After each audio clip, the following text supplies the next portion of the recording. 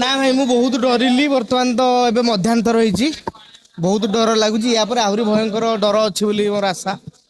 ଆଉ ଅଧାରୁ ତମେ ଅଟକେଇ ଦେଲ, କଣ କହିବି ଆଉ। ଯାଇଥିଲି ପରିସ୍ରା, ତମେ ଏଇଠି ଛେକିଦେଲ ଆଉ। ନାଇଁ କଣ୍ଟା ଆସିନି।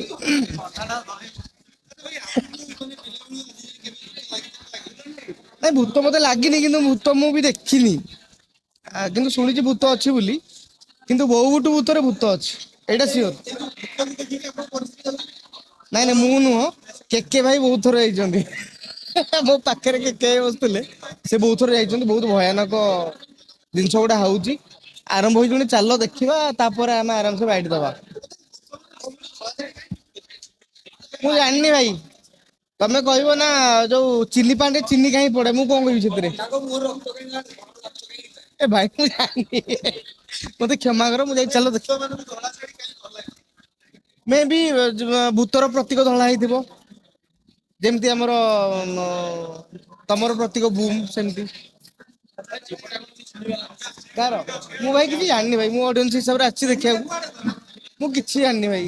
ଅଡିଏନ୍ସ ହିସାବରେ ଆସିଛି, ଦେଖିକି ଯିବି। Very complicated questions. କିଛି କିଛି ଭାଇ ମୁଁ ଜାଣିନି, କଣ କହିବି। ଏ ଭାଇ